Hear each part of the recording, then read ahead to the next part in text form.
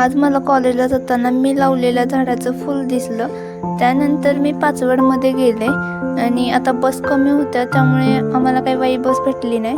त्यानंतर आम्ही सातारमध्ये गेलो आणि सरांनी एक्झाम्पल सॉल्व केलं होतं ते लिहिलं. त्यानंतर थोडा टाईमपास केला आणि क्लासमधून आम्ही जेव्हा बाहेर आलो तेव्हा ठरवलं की आज राजधानी सातारा हे जिथे लिहिलं आहे तिथंच प्रत्यक्ष जायचं. आणि आम्ही जेव्हा तिथे गेलो तेव्हा तिथे खरंच खूप ऐतिहासिक वस्तू होत्या की ज्या आम्ही अगदी जवळून बघितल्या आणि त्या आम्ही कॅप्चरसुद्धा केल्या, कारण आपण खूप लांबून बघत असतो.